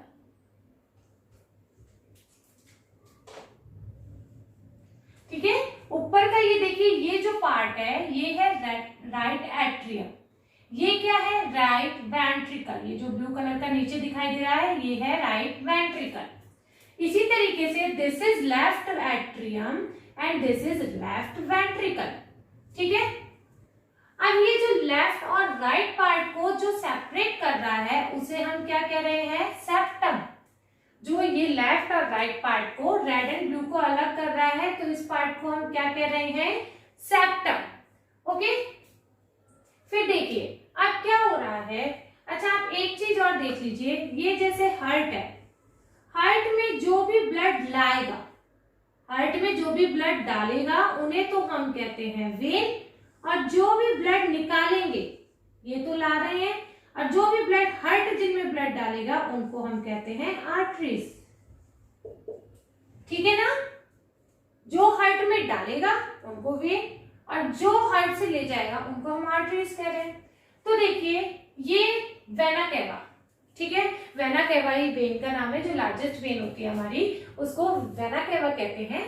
तो ये देखिए ये वेना केवा हमारी लोअर बॉडी से जो ब्लड को ला रहा है, और ये वेना केवा है ये अपर बॉडी से पार्ट को ला रहा है। हमारा हार्ट तो बीच में हो रहा है ना हमारे, है ना, तो अपर बॉडी से भी तो जाएगा। तो अपर बॉडी से जो डीऑक्सीजनेटेड ब्लड है ना, जिसमें कार्बन डाइऑक्साइड है, ओके, तो यहां से वो ब्लड आ जाएगा और ये ब्लड यहां से आ जाएगा, ठीक है। नीचे वाली बॉडी से हमारे यहां से आ रहा है और ऊपर वाली बॉडी से हमारे यहां पर आ रहा है। ये ब्लड यहां पर आया और ये यहां पर आ गया, किसमें आ गया, यानी एट्रियम में, ठीक है। एट्रियम में जब वो ब्लड आता है तो एट्रियम तो कॉन्ट्रैक्ट हो जाता है और वो जिसको डालना है यानी वेन्स एक्सपैंड हो जाती हैं, तो ये एट्रियम में ब्लड आ गया, ठीक है। एट्रियम से यहाँ पर एक वॉल होता है, ठीक है। वॉल का बारे में अभी अपन पढ़ेंगे। तो वॉल में क्या होता है बच्चों, वॉल नहीं सॉरी, यहाँ से अब ये एट्रियम कॉन्ट्रैक्ट होगा और ये जो नीचे है वेंट्रिकल, ये एक्सपांड होगा, ओके, ये एक्सपेंड होगा तो ब्लड यहाँ पर आ जाएगा, ठीक है। ये वेंट्रिकल में ब्लड आ जाएगा हमारे, ठीक है। वेंट्रिकल में ब्लड आने के बाद ये यहाँ से चला जाएगा और ये पल्मोनरी आर्टरीज में, मतलब ये यहाँ से जाएगा, क्योंकि इनको कहाँ जाना है, लंग्स में जाना है। ये डीऑक्सीजनेटेड ब्लड है, इसमें कार्बन डाइऑक्साइड है, तो इस ब्लड को तो प्योरीफाई होने के लिए जाना है ना, ऑक्सीजनेटेड होना है। तो अब ये वेंट्रिकल में ब्लड आ गया, वेंट्रिकल में अब ये वेंट्रिकल यहाँ से ये, क्योंकि ब्लड जो आपको पता है ना कि वापस से ये लंग्स में जाना है, तो ये यहाँ से देखिए, ये यहाँ से वापस आएगा और ये यहाँ से चला जाएगा। ये क्या हो रही है, पल्मोनरी आर्टरीज, है ना, जो भी ब्लड मतलब लेके जा रही है, इसलिए ये पल्मोनरी आर्टरीज है। ये यहाँ से ब्लड डीऑक्सीजनेटेड ब्लड है, तो ये ऑक्सीजनेटेड होने के लिए लंग्स में चला जाएगा, ओके। तो अब ये तो ये हो गया। अब ये ऊपर एक लंग्स में साइकिल चलेगा, जहां से कार्बन डाइऑक्साइड रिमूव कर दी जाएगी और ब्लड में ऑक्सीजन आएगी। फिर क्या होगा बच्चों कि ये पल्मोनरी वेन में आ जाएंगी। पल्मोनरी वेन से ये हमारे ऑक्सीजनेटेड ब्लड आ गया है। ये जो रेड कलर शो हो रहा है वो ऑक्सीजनेटेड ब्लड के लिए हो रहा है, ठीक है। यहाँ से ये ब्लड आया, हमारा ऑक्सीजनेटेड ब्लड हो गया है ये, है ना। तो ये यहाँ पर आया पल्मोनरी वेन से। कौन लाया इस ब्लड को, पल्मोनरी वेन। आपको बताया है कि जो भी ब्लड डालेगा हार्ट में वो वेन होगी, है ना।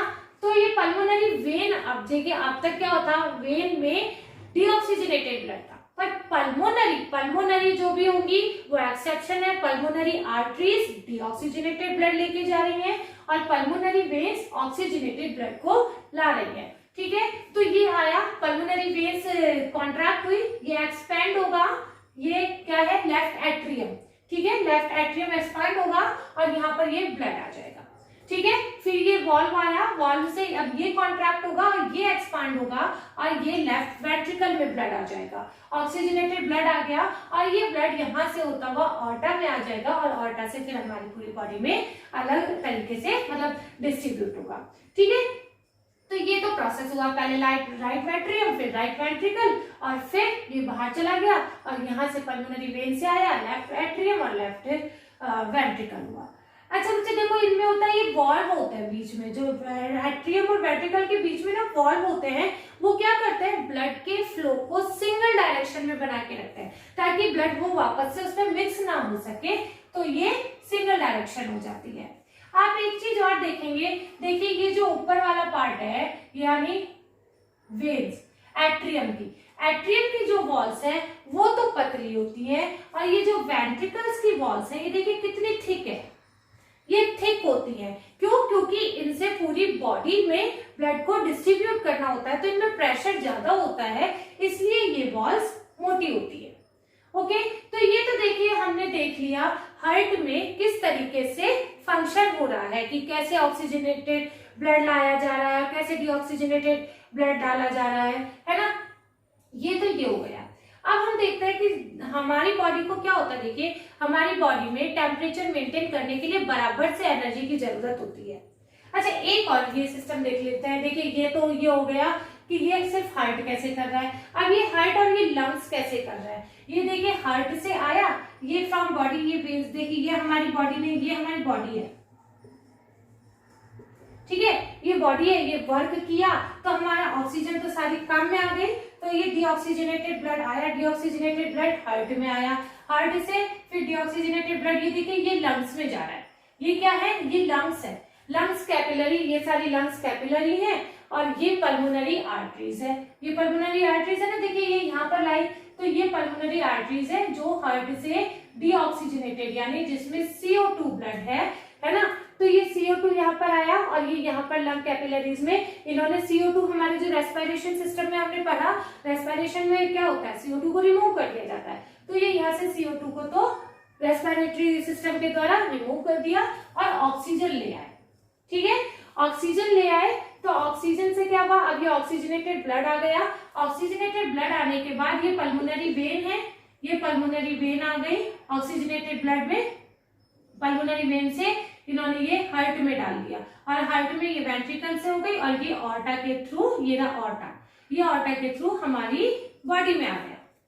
समझ में आ रहा है बच्चों कि देखिए हमारी बॉडी ने वर्क किया, सारी ऑक्सीजन गेन कर ली और वेस्ट क्या बना, कार्बन डाइऑक्साइड। तो यहाँ पर भी क्या है हमारे कार्बन डाइऑक्साइड, कार्बन डाइऑक्साइड बना, फिर ये वेना केवा से यहाँ पर आ गई और ये ब्लड ऑक्सीजनेटेड होने के लिए लंग्स में चला गया पल्मोनरी आर्टरीज के थ्रू। फिर यहाँ रेस्पिरेटरी सिस्टम ने अपना काम किया, कार्बन डाइऑक्साइड को रिमूव किया, ऑक्सीजन को लिया और ऑक्सीजन से ये आ गया और ये ऑर्टा से वापस हमारी बॉडी में आ गई है ऑक्सीजन। तो ठीक है, अब क्या होता है, अब एक और सिस्टम ये समझाते हैं आपको कि हमारी बॉडी में बॉडी को टेम्परेचर को मेंटेन करने के लिए बराबर से एनर्जी की जरूरत होती है।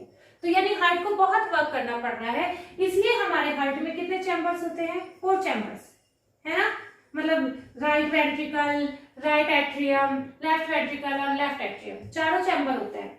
पर क्या होता है कि कुछ एनिमल्स ऐसे भी होते हैं, कुछ ऑर्गेनिज्म ऐसे भी होते हैं जिनकी बॉडी को टेम्परेचर मतलब मेंटेन करने के लिए इतना काम नहीं करना पड़ता है, तो उनके हार्ट में ये 4 चैम्बर्स नहीं होते हैं। समझ में आया कि उनकी मतलब बॉडी का टेम्परेचर मेंटेन अपने आप हो जाता है अकॉर्डिंग टू एनवायरमेंट, तो उनकी बॉडी में 4 चैम्बर नहीं होते हैं जैसे एम्फीबियंस हो। एम्फीबियंस में कितने चैम्बर्स होते हैं, 3 चैम्बर्स होते हैं।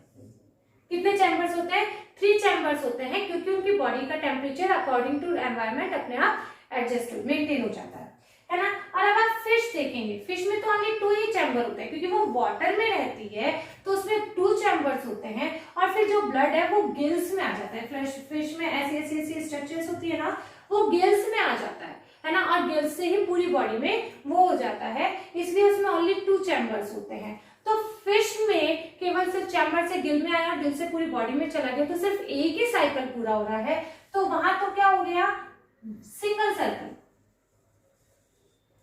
सर्कुलर ट्रांसपोर्टेशन हो गया है ना।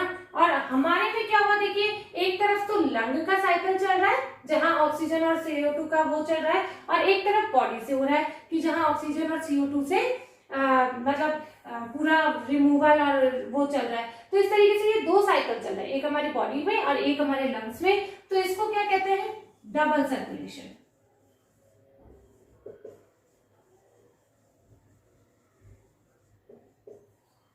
ठीक है, इसको क्या कह रहे हैं हम, डबल सर्कुलेशन, क्योंकि 2 साइकिल चल रहे हैं हमारे। ठीक है, अब क्या करना है हमको देखने हैं ब्लड वेसल्स। ब्लड वेसल्स क्या होती हैं,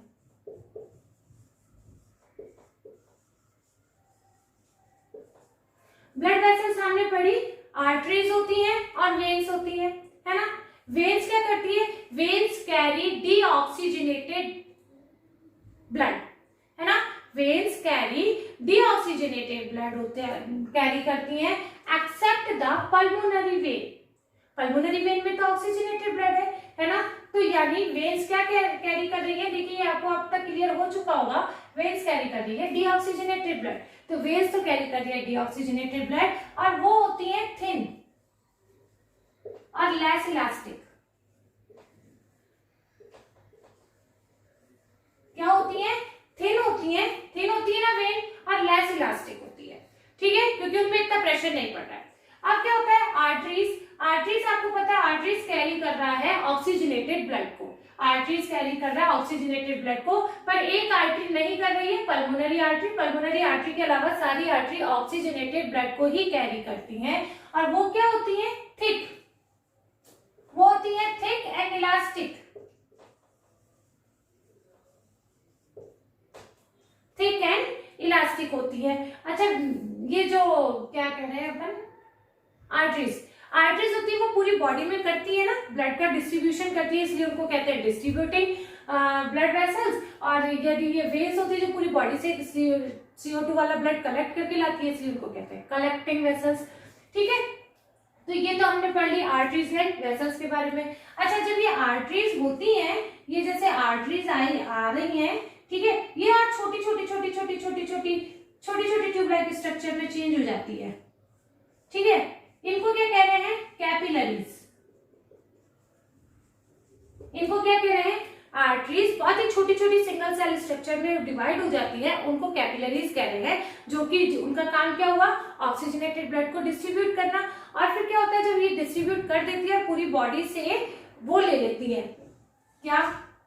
ऑक्सीजन, सॉरी, कार्बन डाइऑक्साइड ले लेती है, तो ये वापस से कलेक्ट होके वेन बना लेती है और ये वेन आ जाता है। ये आर्टरीज हुई, आर्टरीज डिवाइड हुई, सिंगल सेल स्ट्रक्चर में छोटी छोटी स्ट्रक्चर में चेंज हो जाती है, तो वो तो हो गई कैपिलरीज। और कैपिलरीज जब वापस से अपना काम कर लेती है, ऑक्सीजन CO2 कैरी कर ले, गेन करती है, पूरी बॉडी से कलेक्ट करती है, तो वो वापस से किस में चेंज हो गई? वेन में चेंज हो गई। ठीक है, तो ये हो गया। अच्छा, अब एक और बच गया है हमारा पार्ट, वो है लिम्फ। लिम्फ भी बच्चों देखो क्या ट्रांसपोर्ट कर रहा है, ये हम देखते हैं। क्या होता है, ये जो कैपिलरीज होती है, कैपिलरीज में है ना छोटी छोटी, ये जैसे कैपिलरीज हैं, ये छोटी छोटी हैं, इनमें पोर्स होते हैं। ठीक है, इन पोर्स से हमारी बॉडी से जो ये ब्लड आ रहा है, उसमें से प्लाज्मा और क्या क्या होता है, ऑक्सीजन, प्रोटीन, ये निकल जाता है ना। और ये जो इंटरसेल्युलर स्पेस होता है ना, इनमें आ जाता है ये प्लाज्मा, प्रोटीन और ये ऑक्सीजन वाला जो है ना फ्लूइड, ये इसमें आ जाता है। और इस फ्लूइड को हम क्या कह रहे हैं? लिम्फ। क्या कह रहे हैं? कैपिलरीज के पोर्स से जो लीक हो जाता है ना, वो आ जाता है, वो इंटरसेल्युलर स्पेस में आ जाता है, और इस फ्लूइड को हम क्या कह रहे हैं? ये होता है लिम्फ। प्लाज्मा जैसा ही होता है, जो मतलब ट्रांसपोर्ट करता है, वही प्लाज्मा को, प्रोटीन को, इसमें पर लेस प्रोटीन होते हैं, है ना, इसमें होते हैं लेस प्रोटीन होते हैं, जो प्लाज्मा में होते हैं ना, उससे ये लेस प्रोटीन होते हैं, पर ये भी वही ट्रांसपोर्ट का ही काम कर रहा है। ओके, तो ये अभी हो गया है हमारा transportation in the human being. अब हम नेक्स्ट टॉपिक पढ़ेंगे ट्रांसपोर्टेशन इन द प्लांट। सो आप देखोगे कि बच्चों छोटे छोटे, देखिए आप जानते हैं कि एक प्लांट क्या होता है, एक प्लांट होता है। ठीक है, यहाँ इसकी एक लीफ निकाल दीजिए, सिंपल एक मतलब लीफ निकाल दिया मैंने। छोटे छोटे जो प्लांट्स में होती है, देखिए यहाँ पर रूट्स होती हैं,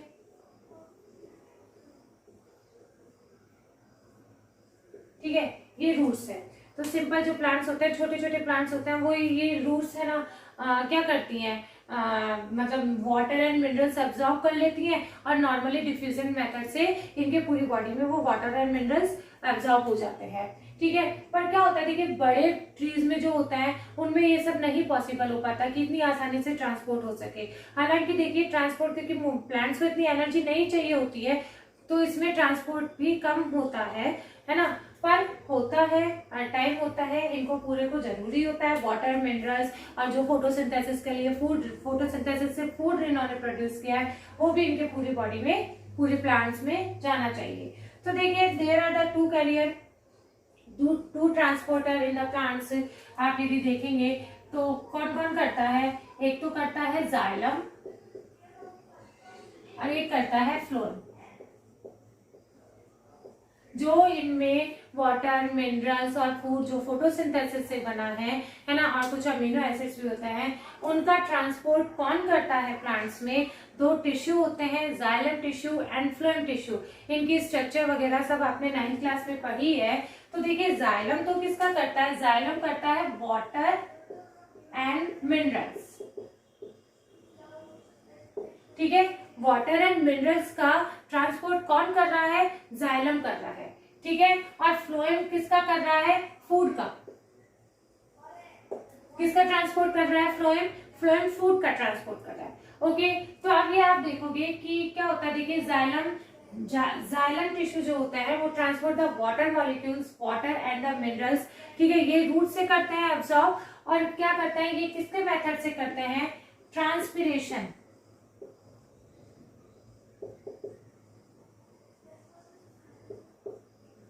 वाटर का एब्जॉर्प्शन कैसे होता है, ट्रांसपिरेशन से होता है, ठीक है।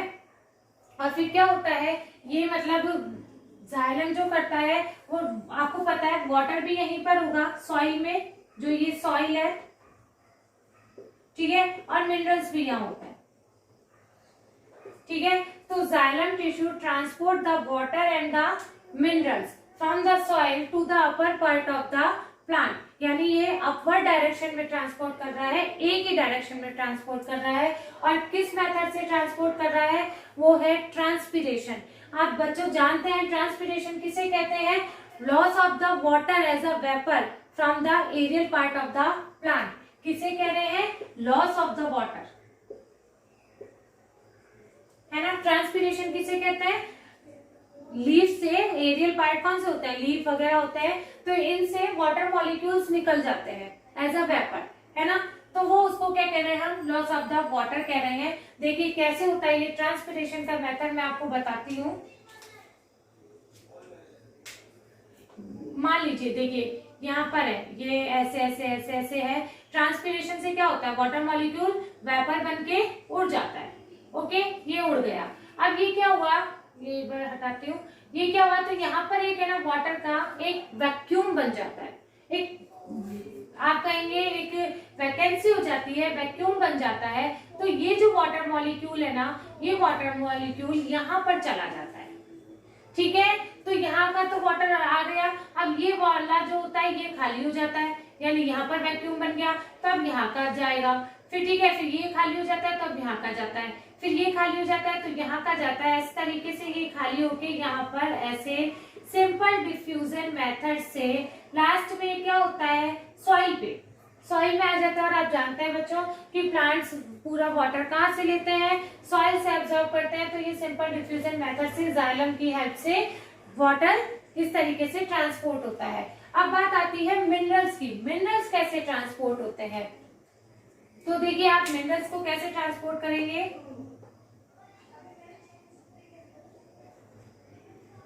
ये रूट्स जो होती है ना, ये रूट्स जैसे मान लीजिए यहाँ पर है, ये रूट्स क्या करती हैं, यहाँ से सॉइल से मिनरल्स को एब्जॉर्ब कर लेती हैं।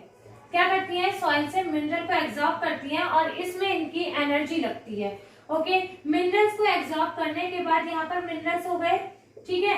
अब यहाँ पर वाटर मॉलिक्यूल तो कम हो गए, यहाँ पर वाटर मॉलिक्यूल कम हो गए और यहाँ पर वाटर मॉलिक्यूल ज्यादा हो गए सॉइल में, ठीक है। तो ये फिर अपनी हाई कंसंट्रेशन से लो कंसंट्रेशन यानी वाटर का ट्रांसपोर्ट भी यहाँ पर हो जाता है। जैसे यहाँ मिनरल का हुआ ना रूट में, तो ये सॉइल से भी ये रूट में वाटर भी अपनी हाई कंसंट्रेशन से लो कंसंट्रेशन में आ जाता है, ठीक है। तो ये अपने आप फिर मिनरल्स तो इन्होंने किए थे, एक्टिवली एब्जॉर्ब किया था, एनर्जी भी लगी थी, और पर वाटर मॉलिक्यूल्स इनमें अपने आप ट्रांसफर हो गए और फिर ये स्टेम से होते हुए लीव्स में अपने ट्रांसपोर्ट हो जाते हैं। तो देखिए ये तो अपन ने पढ़ा वाटर एंड मिनरल्स का ट्रांसपोर्ट। अब हम क्या क्या देखना है, फ्लोएम फूड का ट्रांसपोर्ट कैसे करता है। तो the transport of the food from the aerial part of the plant to the rest part of the body, rest part of the plants is called translocation. क्या कह रहे हैं, देखो बच्चों फूड कहाँ बनता है, प्लांट्स में फूड कहाँ बनता है, लीव्स में बनता है। और वो क्या होता है, मतलब जो फोटोसिंथेसिस से फूड बनता है और वो लीव्स में बनता है, आपको पता है। यानी फूड का ट्रांसपोर्ट, फूड जो हो रहा है उसका ट्रांसपोर्ट होना लीव्स से to the rest of the body, ठीक है, यानी ट्रांसलोकेशन। उसको, उस प्रोसेस को हम क्या कह रहे हैं, ट्रांसलोकेशन, ठीक है। ये ट्रांसलोकेशन कैसे हो रहा है कि देखिए आपको यदि समझाया जाए, मान लीजिए ये ट्रांसलोकेशन कहां पर होता है, फ्लोएम में होता है, ठीक है। कहां पर हो रहा है, फ्लोएम में हो रहा है। ये मान लीजिए ये तो है फ्लोएम और ये है जाइलम और यहाँ पर लीव्स है, ठीक है। और यहाँ पर आना है, लीव्स में देखिए फूड बना है, इस फूड को आप सुक्रोज कह लीजिए यहाँ पर, है ना। अब इस लीव्स से हमको यहाँ पर लाना है, इस सुक्रोज को यहाँ पर आना चाहिए ना।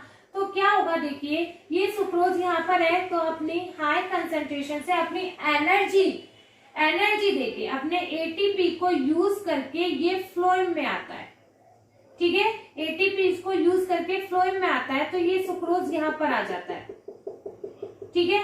अब यहाँ पर सुक्रोज ज्यादा, ठीक है, वाटर मॉलिक्यूल्स कुछ हैं, ओके, पर इतने नहीं है, सुक्रोज ज्यादा आ गया है, अपना एनर्जी खर्च करके इन्होंने यहाँ पर सुक्रोज का ट्रांसपोर्ट किया। ये जाइलम है जहाँ वाटर बहुत है, ओके, जाइलम में वाटर बहुत है, तो ये जाइलम अपने आप हाई कंसंट्रेशन से लो कंसंट्रेशन में वाटर आ जाता है, ठीक है। तो ये यहाँ पर देखिए सुक्रोज भी हो गया,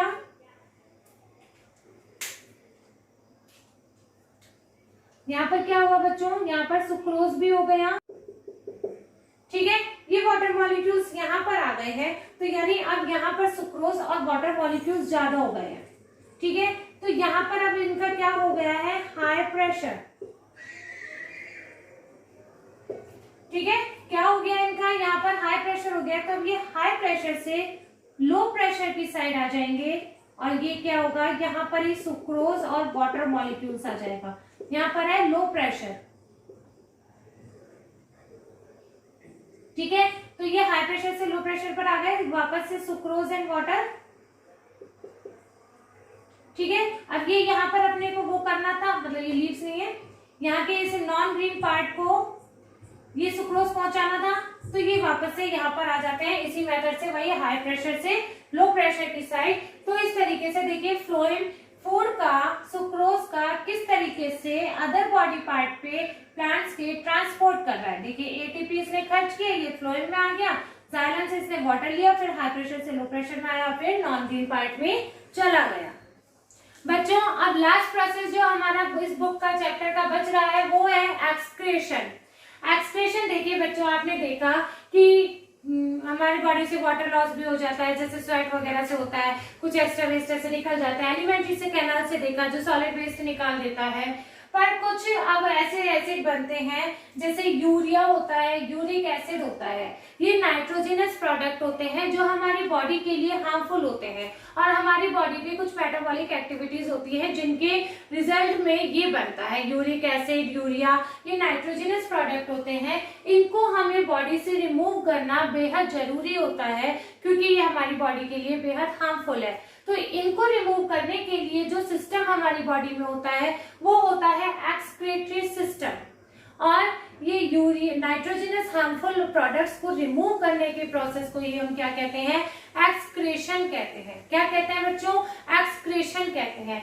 एक्सक्रीटरी सिस्टम बहुत ही इजी है, बहुत छोटा भी है आपकी बुक में। देखिए ये दो किडनीज है, ओके, 2 किडनीज है, ये बैकबोन के दोनों साइड हमारे प्रेजेंट होती है, एब्डोमेन में प्रेजेंट होती है, ठीक है। किडनीज से देखिए ये निकला है यूरेटर, ये राइट यूरेटर और ये लेफ्ट यूरेटर, ठीक है। ये यूरेटर, यूरिन यहाँ से आता है, किडनीज में बन जाता है यूरिन, और यूरेटर में आता है, यूरेटर से ये यूरिनरी ब्लैडर होता है, यूरिनरी ब्लैडर में ये स्टोर कर लिया जाता है। इसका डायरेक्ट सिस्टम होता है नर्वस सिस्टम से, जहां से ये अपने मतलब कांटेक्ट होता है, जब प्रेशर पड़ता है तो हम फिर ये यूरेथ्रा के द्वारा, यूरेथ्रा से आउट कर दिया जाता है बॉडी से। तो कुछ भी नहीं है इसके सिस्टम में, कुछ भी नहीं है, किडनीज है, यूरेटर है, यूरिनरी ब्लैडर है एंड यूरेथ्रा है। ओनली 4 सिस्टम में 4 पार्ट्स है मेन, जो पूरे मतलब हमारा बॉडी को में से वेस्ट को रिमूव कर रहे हैं। अब क्वेश्चन ये है कि किडनी में यूरिन बना कैसे। ये क्या किडनी जो ऐसे सिंपल से दिख रही है, ये क्या सिर्फ ऐसे ही है? नहीं, इन किडनीज में बहुत सारे नेफ्रॉन्स प्रेजेंट होते हैं। क्या प्रेजेंट होते हैं? नेफ्रॉन्स प्रेजेंट होते हैं। देखिए उनमें से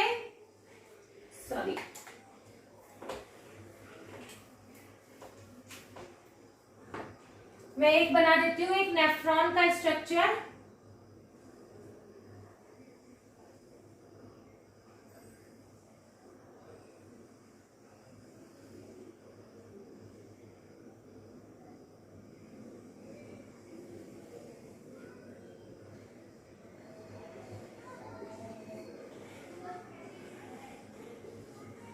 ठीक है, ये मैंने बस अभी रफली बना दिया है। ये नेफ्रॉन है, ये नेफ्रॉन में एक कप शेप्ड स्ट्रक्चर होती है, इसे हम कहते हैं बोमेन्स कैप्सूल। ठीक है, क्या कह रहे हैं, इसे बॉमेंस कैप्सूल कहते हैं। और जब इसमें आता है यूरिन, उसमें देखिए ग्लिसरॉल भी प्रेजेंट है, अभी अमीनो एसिड्स भी प्रेजेंट है, वाटर भी प्रेजेंट है, ठीक है। तो ये जो ग्लिसरॉल और ये, अब ये क्या होता है, नेफ्रॉन से जब प्रेशर डाला जाता है तो ये यहाँ पर आ जाता है, ये यहाँ से जाता है ना, तो ग्लिसरॉल एंड अमीनो एसिड तो यहीं पर ही एब्जॉर्ब हो जाते हैं, ठीक है। ग्लिसरॉल एंड अमीनो एसिड तो यहीं पर ही एब्जॉर्ब हो जाता है। और ये जो long tubular U shaped structure है इसका, यहाँ पर एक्सेस ऑफ द वाटर इसका एब्जॉर्ब कर लिया जाता है यूरिन में से। और फिर कितना एब्जॉर्ब होना है ये हम पर डिपेंड करता है कि कितना वाटर का अमाउंट हमारी बॉडी में प्रेजेंट है, ओके। तो यहाँ से सारे जो यूजफुल प्रोडक्ट थे वो एब्जॉर्ब कर लिए जाते हैं और यहाँ से फिर ये यूरिन, इनमें ये देखिए बहुत सारी नेफ्रॉन्स की यूनिट ही आ रही है यहाँ पर, ठीक है। बहुत सारी नेफ्रॉन्स की यूनिट ये आ जाती है और ये यहाँ पर डाल देती है, ये किडनी से कनेक्ट होती है, ठीक है। तो ये सारा फिर ये आ गया वेस्ट प्रोडक्ट, ये किडनी में डाल दिया गया है, किडनी से यूरेटर में डाला है, यूरेटर से यूरिनरी ब्लैडर में डाला है और यूरिनरी ब्लैडर से फिर यूरेथ्रा से आउट कर दिया जाता है। तो बच्चों ये हो गया हमारा एक्सक्रीटरी सिस्टम, एक्सक्रीशन हो गया। प्लांट्स में एक्सक्रीशन कैसे होता है, तो बच्चों प्लांट्स में एक्सक्रीशन जो होता है आप जानते हैं, ऑक्सीजन कैसे निकलता है, फोटोसिंथेसिस से। आपको पता है ना, फोटोसिंथेसिस में क्या करते हैं, कार्बन डाइऑक्साइड को लेते हैं और ऑक्सीजन छोड़ते हैं, तो ऑक्सीजन तो वो वैसे निकल गया, ठीक है। अब आप ये कहोगे कि वाटर आपने देखा ट्रांसपिरेशन से, अभी आपने देखा था जब ट्रांसपोर्ट का देखा था, तो ट्रांसपिरेशन से वाटर निकल गया था एज अ वेपर, ठीक है। कुछ अब जो डेड लीव्स होती हैं उनमें भी कुछ वेस्ट प्रोडक्ट होते हैं, वो डेड लीव्स के फॉर्म में निकल जाते हैं। डेड लीव्स में देखिए कितनी डेड लीव्स भी होती हैं और उनमें बहुत सारे वेस्ट प्रोडक्ट भी होते हैं, जो उनमें गिर के डेड पत्तियां गिर जाती है तो वो उनके वेस्ट प्रोडक्ट भी निकल जाते हैं। कुछ waste product resin and gums की फॉर्म में भी निकलते हैं। किसकी फॉर्म में निकलते हैं, गम्स की फॉर्म में और इसमें निकलते हैं रेजिन की फॉर्म में। और कुछ जो होता है, ये प्लांट्स की जो रूट्स होती है ना, रूट्स भी अपने सॉइल में रिमूव कर देती है। रूट से भी कुछ ऐसे वेस्ट प्रोडक्ट होते हैं जो सॉइल में रिमूव कर दिए जाते हैं, ठीक है बच्चों। तो इसी तरीके से आज अपना ये ये लेसन भी अपना कंप्लीट होता है। प्लीज यदि मेरा वीडियो पसंद आया प्लीज लाइक करिए, इसको शेयर करिए और कमेंट भी करिए। प्लीज सब्सक्राइब करिए ई ज्ञान विज्ञान चैनल को। Bye bye.